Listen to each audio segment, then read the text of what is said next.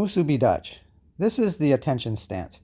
This is what we do when we first bow or if we're in front of somebody of a higher rank. Then normally we stand like this.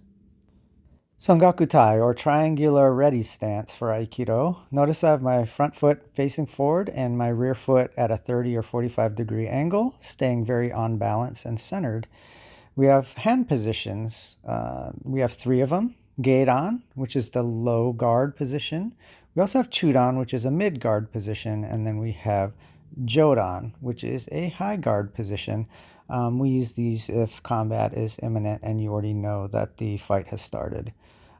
Basically, with these movements, you're going to capture the tackle, or you're going to create a fence here, or you're going to protect your head in combat. But here's a better look at the footwork. Notice my body's facing forward. This way I can pick off that tackle or shot. I can create that fence, or I can actually protect my face if it's already in the middle of combat. But notice I keep my shoulders pretty forward so that I can turn sideways and slip past them to get behind them. Seiza. This is our seated posture in Aikido. In feudal times, this is how you would have to sit in front of a shogun or lord. But we've just carried it over in order to develop strong hips and legs in order to move from this position. Also a nice seated position to keep flexibility in the insteps and knees. But it is also a position that we use for when you're waiting to become uke, or watching a demonstration, or listening to the teachings on the side of class. So again, it's one of the basic postures that we use for sitting. Ikkyo. This is the first wrist method, say that fast 5 times, or the first wrist exercise that we do. Technically, this is actually a gokyo technique, but it's the first wrist exercise that we learn, so it is categorized as Ikkyo.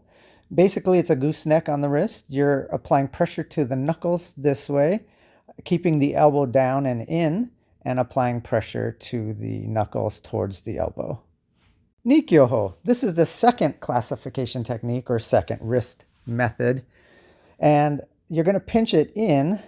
It's also going to be in the shape of a Z as you row it in towards your nose and down. This pinches kind of the outer portion of the wrist, or the ulna area. And of course, you're going to put your hand out with your palm facing backwards with your thumb down, and then your other thumb up is going to grab your wrist and bring it in towards your center. Of course, you're going to row backwards so that you as uke can move with the energy when it is actually applied to you. Sankyo. I bet you can't guess that this is the third wrist exercise or method. Now you're going to reach over the top as your palm is away from you and twist out, applying pressure on the pinky finger. Now, the 5th count is going to go and spiral up towards the armpit as you raise your elbow up. This is going to just apply the actual Sankyo, but Sankyo can be applied in many different directions, but the most basic is up and in. And here I just finished the 5 count and then follow it up with the spiral into the armpit. That is your third classification. Tenkai. This is a pivoting movement, and of course you can pivot on the heel and the ball of the foot alternatively.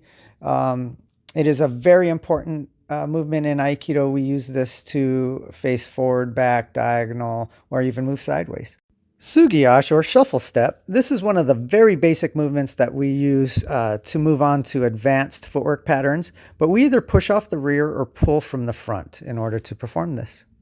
Ayumi. Now this is the walking step.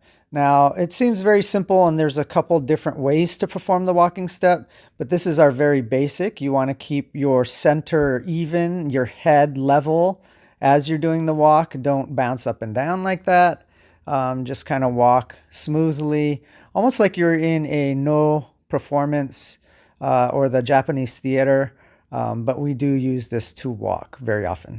Tenkan, or turning step. This is very fundamental to Aikido. In fact, when you see somebody perform this, the first thing that comes to mind is Aikido, but you're going to pivot on that front foot and turn the other 180 degrees backwards. Just make sure you maintain your focus forward.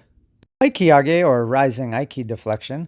This is based on the movements of the sword, as if you're raising it overhead, but we actually stop it a little forward in front of our face, like you're looking through the sights of a scope. It's very much forward and backward movement. In this very beginning one, you stay stationary with your feet, and you just rock your hips forward and back. Notice my shoulders stay very square. But this movement is so important and integral to Aikido. It is the beginning of all of our advanced deflections. Funakogi Undo, the rowing exercise, we actually broke it down into two movements. Hiki, which is pulling.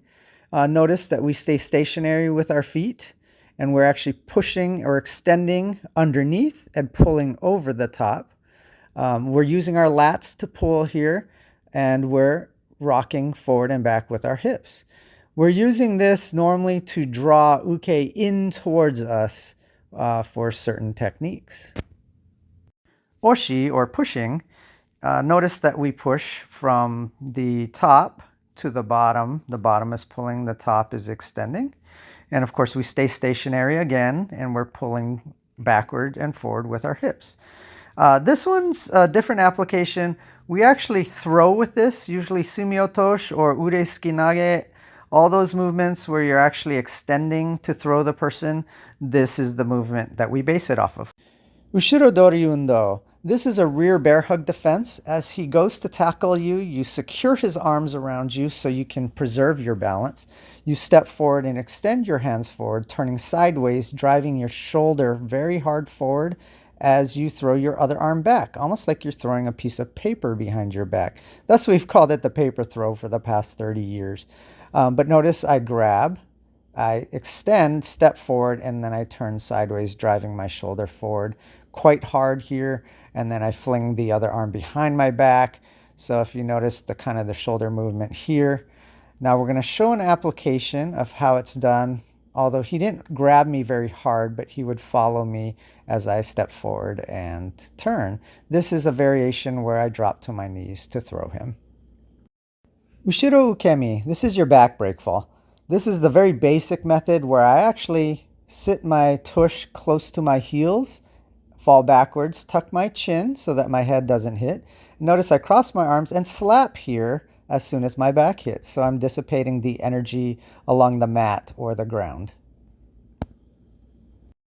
Katatedori Hazushi is a single wrist grab breakaway or escape. Notice that I find the weakest link, which is his thumb where the grip opens, and that's what I fight. I don't actually pull him or I don't push him because he's going to be strong this way. So I'm going to actually cut across that web of the thumb. Notice going towards the open fingers. Now, if you notice the grip, I'm going to turn my ulna radius horizontally so that his grip's not vertical, but actually moves horizontal, which weakens his grip. And then I'm going to slice into his thumb with my elbow, almost like a blade. And this is going to go into the chudan, or middle level, jodan, or the upper level, or geidan, to the lower level. That way you can apply it in a different manner depending on what technique that you want to apply. Don't forget to protect your face like I am doing here. Kosatedori Hazushi is also the escape or breakaway from a single wrist grab, but it's a cross-hand wrist grab. Notice our footwork is ai-hanmi instead of gyaku-hanmi as in Katatedori, but we're going to still turn his grip a little more horizontally as we apply our ulna into his web of his hand and try to almost elbow it as we escape. Now notice I'm still going to go high, middle, or low, jo, chu, or geidan, and then I'm going to protect my face. Shomenuchi, or downward knife strike to the side of the sinus cavity on either side of the nose. This represents the sword strike with a katana, but notice I'm using sugiashi, or shuffle step forward, using the front hand to strike down, and I'm going to protect my face with the other hand. I'm using the Aikiage movement. If you notice, it permeates everything we do in Aikido.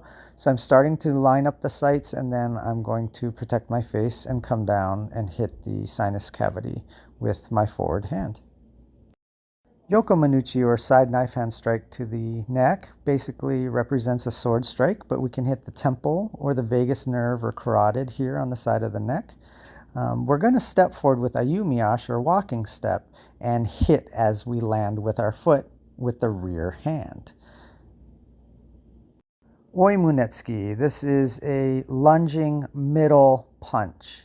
Now, when we do it, we hit the solar plex here, and we actually do it with a walking step, and we're actually trying to stay a little more natural, trying not to telegraph it, but we actually hit with it kind of at our side, and we're just going to do it like we're arm swinging. We're not going to chamber it like this, but we're going to actually use an arm swing and just kind of move into it. And as soon as our foot lands and our weight moves forward, we twist off the back foot and we actually drive it forward.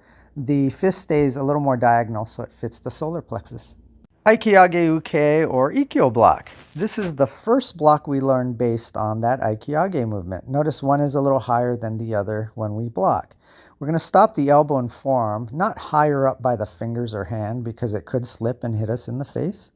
But application-wise, I want to make sure that I move in and shuffle with my front foot as I block the elbow and the forearm. But I need to be able to see it. Otherwise, I'd rather deflect it like that.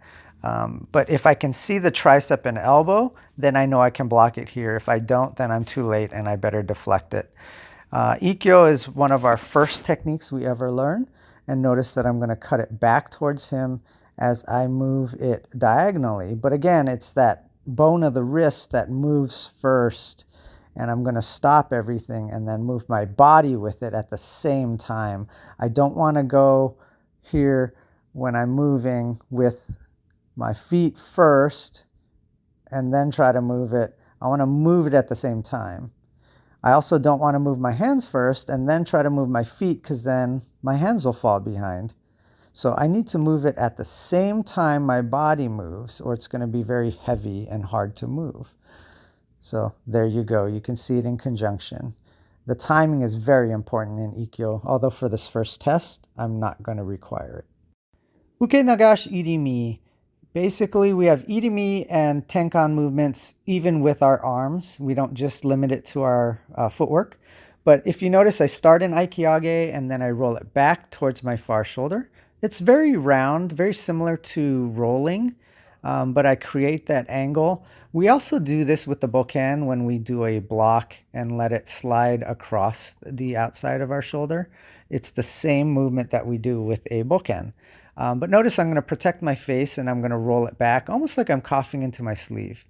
Here I used my secondary hand underneath or above, but here's a close-up of the basic movement that's required for testing. We don't need the above and below secondary hand, but I will show it to you just so you know. But again, very similar to rolling here.